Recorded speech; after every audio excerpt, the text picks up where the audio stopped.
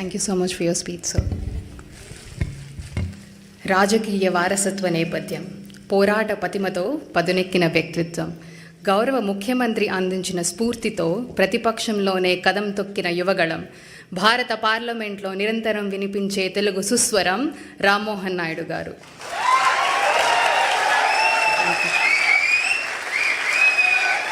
యువకత్వం, నవీనత్వం, మేధోపరత్వం కలగలిసిన జలపాతపు హోరు రామ్మోహన్ నాయుడు అనే పేరు. స్వచ్ఛమైన పరివర్తన తీరు, సహజ నాయకత్వ పటిమల మేలు కలయిక రామ్మోహన్ నాయుడు గారు. భారత పౌర విమానయాన శాఖామాత్యులు శ్రీ రామ్మోహన్ నాయుడు గారిని తెలుగు వ్యాపారవేత్తలు, నవ యువ తెలుగు ఔత్సాహిక వ్యాపారవేత్తల కరతాళ ధ్వనుల మధ్య ప్రసంగానికి ఆహ్వానిస్తారు.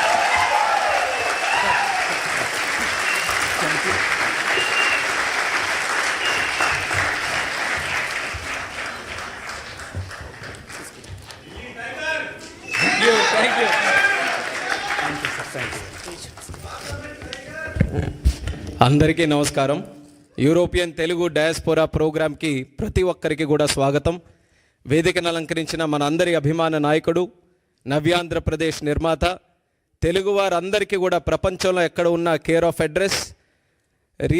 రియల్ లైఫ్లో మనం అందరం సూపర్ స్టార్ చూసాం, కానీ రియల్ లైఫ్లో మనకు అందరికీ కూడా సూపర్ స్టార్ అయినటువంటి మనకి ఆర్కిటెక్ట్, మనకి విజనరీ, అలాగే మనకి బిల్డర్ మన ముఖ్యమంత్రి వర్యులు నారా చంద్రబాబు నాయుడు గారికి, అలాగే యువగల రథసారథి, నేటి యువతరానికి స్ఫూర్తినిస్తూ ఆయన గురించి ఎన్నో మాటలు మనం అందరం విన్నాం, రేపు భవిష్యత్తులో కూడా వింటాం.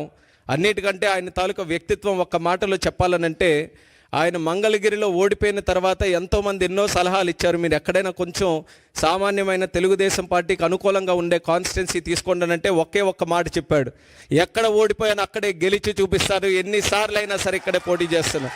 అలాంటిది ఈరోజు పోటీ చేసి రాష్ట్రంలోనే అత్యధికమైనటువంటి మెజారిటీతో ఈరోజు గెలుపు సాధించినటువంటి మన యువ నాయకుడు నారా లోకేష్ గారు, అలాగే మంత్రివర్యులు, మరొక డైనమిక్ మినిస్టర్, మన అందరికీ కూడా ఎంతో స్ఫూర్తినిచ్చే విధంగా ఇండస్ట్రీస్ని, ఇన్వెస్ట్మెంట్స్ని ఈరోజు ముందుకు నడిపిస్తున్నటువంటి టీజీ భరత్ గారు, ఈ కార్యక్రమంలో పార్టిసిపేట్ చేస్తున్నటువంటి ఎన్ఆర్ఐ తెలుగు కమ్యూనిటీ ప్రతి ఒక్కరికి, కేవలం స్విట్జర్లాండ్ జ్యూరికే కాకుండా యూరోప్ నలుమూలల నుంచి కూడా మన అభిమాన నాయకుడు ఇక్కడికి వస్తున్నారనంటే మనం స్వాగతం పలకాలి, ఆయనకి కలవాలని నలుమూలల నుంచి వచ్చేసినటువంటి ప్రతి ఒక్కరికి మరొకసారి మనస్ఫూర్తిగా నా హృదయపూర్వకమైనటువంటి నమస్కారాలు తెలియజేసుకుంటున్నాను.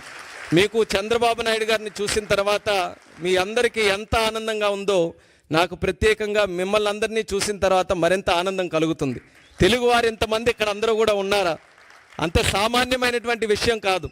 మన సొంత రాష్ట్రాన్ని వదిలేసి మనకి ఎన్నో కష్టాలను ఎదుర్కొని, కుటుంబాన్ని దూరం పెట్టుకొని అక్కడికి వెళ్ళిన తర్వాత భాష తెలియకపోయినా, వాతావరణం పడకపోయినా, మరి ఎన్నో కష్టాలు అనుభవించి ఈరోజు మీకంటూ ఒక ప్రత్యేకమైనటువంటి స్థానం, ఒక గౌరవం, ఒక భవిష్యత్తు సంపాదించుకున్నారనంటే నిజంగా మీ అందరి ఆ యొక్క కెపాసిటీకి, కేపబిలిటీ, కమిట్మెంట్ కూడా మరొకసారి ఈ వేదిక ద్వారా మన తెలుగు కమ్యూనిటీ అందరూ కూడా ఇది సాధించుకొని ఇక్కడ ఉంటున్నటువంటి ప్రతి ఒక్కరికి నా తాలూకా అభినందనలు మిమ్మల్ని అందరినీ కూడా చూసి తెలియజేసుకుంటున్నాను. మరి ఈరోజు తెలుగువారి గురించి చెప్పాలనంటే మన ఎవరికంటే తక్కువ కాదు.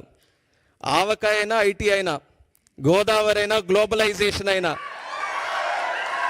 అలాగే గోంగూర అయినా, ఆంటర్ప్రినర్ అయినా తెలుగువారు సాధించలేనిది ఏది కూడా లేదు. అదే చంద్రబాబు నాయుడు గారు కూడా ఎప్పుడు కూడా మాట్లాడుతూ ఉంటారు. అది నిరూపించారు కూడా.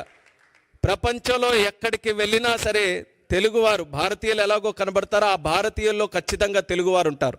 ఎందుకనంటే వాళ్ళందరికీ కూడా కలుపుకొని వెళ్ళేటటువంటి తత్వం ఉంది, కష్టపడే తత్వం ఉంది, లాయల్టీ ఒకటి ఉంటుంది, అలాగే ఇన్నోవేటివ్నెస్, ఆంటర్ప్రినోరియల్ స్కిల్స్ అన్నీ కూడా ఉంటాయి. కాబట్టి ఎక్కడ ఏ ఛాలెంజ్ వచ్చినా సరే ఆ ఛాలెంజ్ని వెతుక్కుంటూ అది ఒక అవకాశంగా మార్చుకొని ముందుకు వచ్చేటటువంటిది మన తెలుగు కమ్యూనిటీ.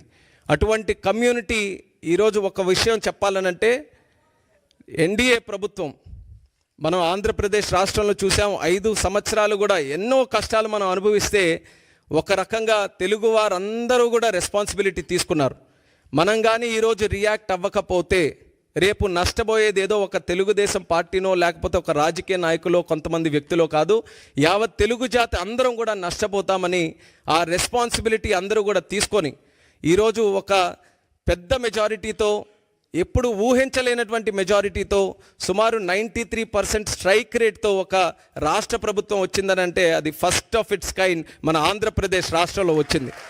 దానికి కారణం మీరందరూ కూడా ఆంధ్రప్రదేశ్ రాష్ట్రంలో ఉండి ఆ రోజు ఓటు వేసినటువంటి వాళ్ళు ఎంత రెస్పాన్సిబిలిటీ ఫీల్ అయ్యి ఆ రోజు కార్యక్రమంలో పాల్గొన్నారో ఎన్ఆర్ఐస్గా ఉన్నటువంటి వ్యక్తులు కూడా చూసాం. ఎన్నో మల్టిపుల్ ప్లాట్ఫామ్స్లో వాళ్ళు ప్రత్యేకంగా రాష్ట్రం వచ్చినప్పుడు కానీ సోషల్ మీడియా ద్వారా కానీ ఫోన్ల ద్వారా కానీ లేకపోతే వాళ్ళ కంట్రీలో ఉన్నప్పుడు వాళ్ళు అనేక కార్యక్రమాలు చేసి కానీ వాళ్ళందరూ కూడా రెస్పాన్సిబిలిటీ ఫీల్ అయ్యి మీరందరూ కూడా అందులో పార్టిసిపేటివ్గా ఆ ఎలక్షన్స్లో పాల్గొన్నారు కాబట్టే హిస్టారిక్ మెజారిటీ మన రాష్ట్రంలో చూసాం. ఆ మెజారిటీ ఎలాంటిదంటే కేవలం రాష్ట్రంలోనే హిస్టారిక్ కాదు, దేశంలో కూడా ఒక పలంగా మళ్ళీ ఎన్డీఏ ప్రభుత్వం ఈరోజు ఏర్పడిందనంటే అది తెలుగు వారి పవర్తోనే అనేది మనం అందరం గుర్తుపెట్టుకోవాలి. అలాంటి ఎక్స్ట్రాడినరీ విక్టరీ మీరందరూ కూడా కల్పించారు. అది ఎందుకు చెప్తున్నానంటే మళ్ళీ మనం ఆ రోజులు గుర్తుపెట్టుకోవాలి. ఏం జరుగుతుందా అని భయపడుతున్నటువంటి రోజుల్లో ఒక కన్ఫ్యూజ్డ్ స్టేట్లో అందరం కూడా ఉన్నప్పుడు, ఏమీ తెలియనటువంటిది అసలు భవిష్యత్తు ఎలాగుంటుందో ఒక కన్ఫ్యూజన్ ఉన్నప్పుడు కూడా అందరూ కూడా కలిసి కట్టుగా మీరందరూ కూడా కలిసి ఒక పని చేస్తే దాని రిజల్ట్ ఎలాగుందో మీరందరూ కూడా చూశారు కదా జూన్ 4వ తేదీన. అది మన అందరికీ కూడా స్ఫూర్తి. రేపు కూడా మనం ఏదైనా ఒక లక్ష్యం మనం సాధించాలనంటే మనం చేయాల్సిందంతా అందరం కూడా ఐకమత్యంగా కలిసికట్టుగా లక్ష్యం వైపు చేస్తే అది ఎంత పెద్ద కష్టమైనటువంటి పని అయినా సరే అది ఖచ్చితంగా సాధించగలమనేది మొన్న జరిగినటువంటి ఎలక్షన్స్ ఆ రిజల్టే మనందరికీ కూడా ఒక ఇన్స్పిరేషన్ అనేది కూడా ఈ సందర్భంగా తెలియజేస్తున్నాను. ఆ ఎలక్షన్స్లో ఏ రకంగా మీరు అందరూ కూడా పార్టిసిపేట్ చేసి ఈరోజు ఇంత చక్కగా ఒక ప్రభుత్వాన్ని ఏర్పాటు చేయడానికి మీరు అందరూ కూడా కృషి చేశారో, this is the time that we give back to you, to give back to the whole Telugu community. ఆ ఉద్దేశంతోనే ఈరోజు దావోస్ వచ్చి సాధారణంగా ఏం చేయాలి, దావోస్ వచ్చిన తర్వాత ప్రపంచం నుంచి ఎవరెవరు వస్తున్నారో వాళ్ళందరికీ కూడా కలవాలి. కానీ చంద్రబాబు నాయుడు గారి ఉద్దేశం ఎక్కడికి వెళ్ళినా ముందు మన తెలుగు వాళ్ళతోనే శ్రీకారం చుట్టాలి, తెలుగు వాళ్ళతోనే కలవాలి.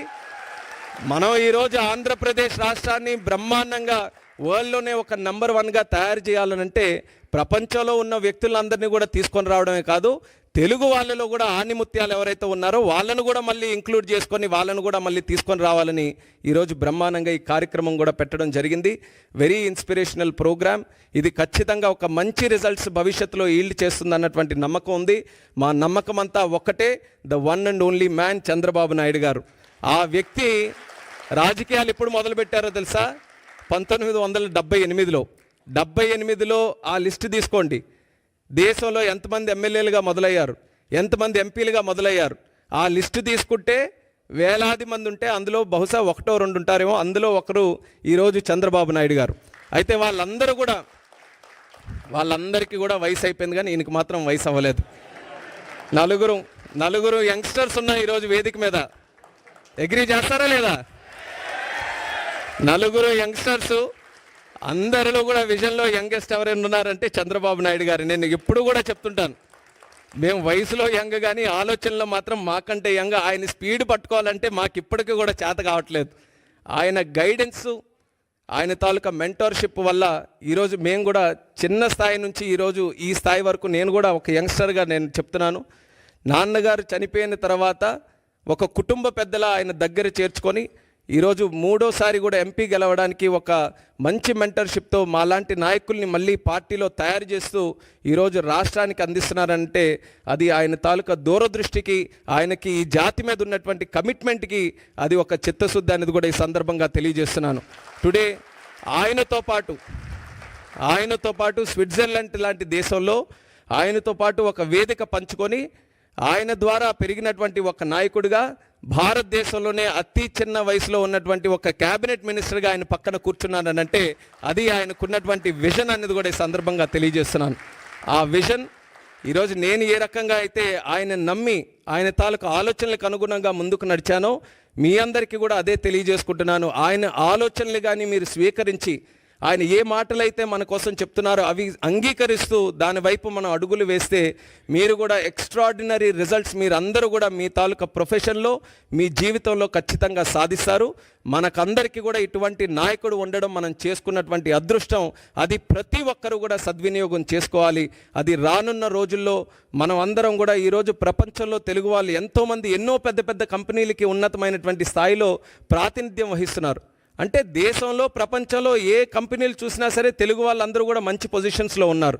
అంత కెపాసిటీ మన తెలుగు వాళ్ళకు ఉన్నప్పుడు మన తెలుగు ల్యాండ్ ఎందుకు ప్రపంచంలో నెంబర్ 1 ఉండకూడదు? అది ఆయన తాలూకు ఆలోచన.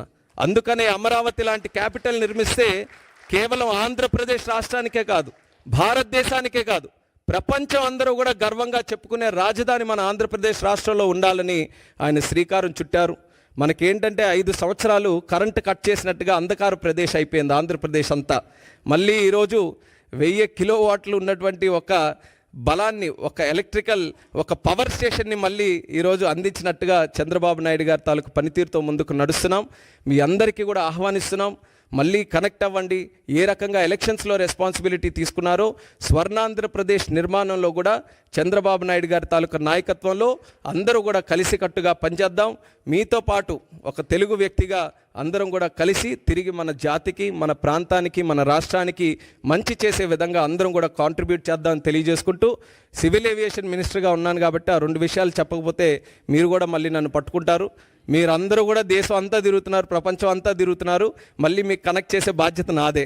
కాబట్టి ఈరోజు చాలామంది రిప్రజెంటేషన్స్ కూడా డెన్మార్క్ నుంచి, బెల్జియం నుంచి, బ్రసెల్స్ అవన్నీ కూడా చాలామంది రిప్రజెంటేషన్స్ ఉన్నాయి. డైరెక్ట్ ఫ్లైట్స్ కావాలని నేను తప్పకుండా దాని మీద ప్రత్యేకమైనటువంటి దృష్టి పెట్టి ముందుగా చంద్రబాబు నాయుడు గారి తాలూకా డైరెక్షన్లో మనకుండేటటువంటి ఎయిర్పోర్ట్స్, ఒక 7 బ్రహ్మాండమైన ఎయిర్పోర్ట్స్ మన రాష్ట్రంలో ఉంటే డొమెస్టిక్ కనెక్టివిటీ ఇంప్రూవ్ చేయడానికి లాస్ట్ 6-7 మంత్స్ కూడా కృషి చేసాం. బాగా పెరిగింది. ఒక ఎగ్జాంపుల్ నేను ఇవ్వాలంటే సార్ కూడా అదే చెప్పాం. డిసెంబర్ 2023లో విజయవాడ ఎయిర్పోర్ట్ నుంచి సుమారు 98,000 ప్యాసింజర్స్ ఫ్లై అయితే మళ్ళీ 1 ఇయర్ తర్వాత డిసెంబర్ 2024 ఆయన చీఫ్ మినిస్టర్ అయిన తర్వాత సుమారు 1,45,000 మంది పెరిగారు. అంటే 45% వరకు కూడా ఇంక్రీజ్ అయింది. అలా ఎయిర్ ట్రావెల్ కూడా ఈరోజు రాష్ట్రంలో పెరుగుతూ వస్తుంది.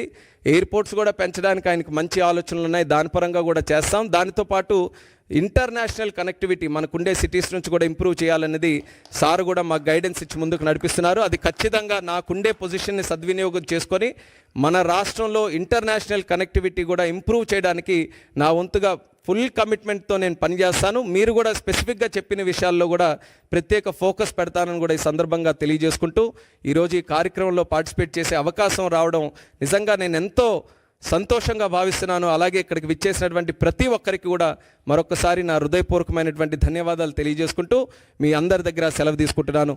జై హింద్, జై జన్మభూమి.